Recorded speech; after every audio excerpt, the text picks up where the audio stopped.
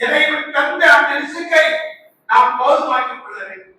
அன்புமிக்க சமுதாய பெருமக்களே, ஒரு சம்பவத்தை உங்களுக்கு நினைவுபடுத்தி முடிக்கின்றேன். நபி அவர்கள் தன் சஹாபா பெருமக்களுக்கு மத்தியிலே ஒரு நிகழ்ச்சியை சொல்கின்றார்கள். முன்னொரு காலத்திலே இரண்டு நல்ல மனிதர்கள் இருந்தார்கள். ஒருவர் ஒரு நிலத்தை அவருக்கு இருக்கிறார்.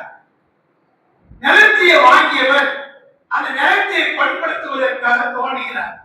அப்படி தோண்டுகின்ற போது அங்கே தங்க காசுகள் நிறைந்த ஒரு தாடி இருக்கிறது. இதை பார்த்தவுடன் அவர் என்ன செய்தார் தெரியுமா? அந்த தங்க ஜாடியை எடுத்துக்கொண்டு நிலத்தை விற்றவரிடத்திலே, தோழரே, நான் உங்களிடத்தில் நிலத்தை தான் வாங்கினேன் தவிர இந்த தங்க ஜாடியை வாங்கவில்லை, இது உங்களுக்கு உள்ளது. ஆனால் நிலத்தை விற்றவரும் எப்பொழுது நிலத்தை நான் விற்று விட்டேனோ அந்த நிலத்தில் இருக்கிற இந்த தங்கங்கள் உங்களுக்கு உரியது. ரெண்டு பேரும் சண்டை போடுறாங்க. எனக்கு உனக்கு வேண்டாம், எனக்கு வேண்டாம். இந்த காலமா இருந்தா நாம நிலத்தை வாங்கணும். தோண்டி பார்த்து இந்த மாதிரி புதையை இருந்து என்ன செய்வோம்? அணைக்கமில்லாம மறைச்சிடும்.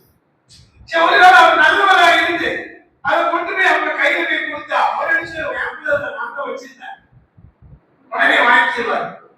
ஆனா ரெண்டு நல்லவர்கள் பார்த்தீங்களா? சுபஹானல்லாஹ், எனக்கு இல்ல உனக்கு சொந்தமானது, உனக்கு இல்ல எனக்கு சொந்தமானது, இப்படி சண்டை போட்டாங்க. இப்படி சண்டை போட்டாங்க ரெண்டு பேரும். இறுதியில அங்க இருக்கிற ஒரு நீதிபதி இடத்துல வாங்க. அவங்களும் நல்லவர்.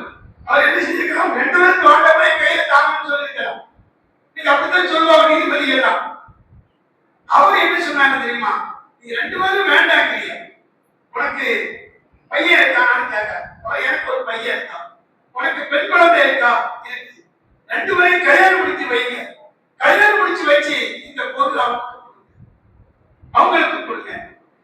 இவங்க ரெண்டு பேரும் கல்யாணம் முடித்து வச்சு அந்த தங்க காசுகள் நிரம்பிய ஜாடியை கொடுத்தாங்க. அதை வாங்கின அவங்க, இதனால நமக்கு கல்யாணம் நடந்திருக்கு, நம்ம ஏழை எளிய மக்களுக்கு கரும்பு செய்து கொடுத்தார். இப்படித்தான் மக்கள் இருக்க வேண்டும் என்று நபி அவர்கள் சஹாபாக்கள் உபதேசம் செய்தார். ஆகவே கொடுக்கல் வாங்கல் விஷயத்திலே நாம் கரெக்டாக சரியாக இருக்க வேண்டும். இப்படி இருந்தோம் என்று சொன்னால் நான் மறுமையில் சொர்க்கம் அடைய முடியும். எல்லாம் அல்லாஹ் இறை வணக்கங்களை சரியாக செய்து இறை அடியாருக்கு மத்திய மோசடி இல்லாமல் நல்ல முறையில் நடந்து நம்முடைய வாழ்க்கையை இஸ்லாமிய வாழ்க்கையாக்கி மறுமையை சோனத்தை தந்த புரிவானாக.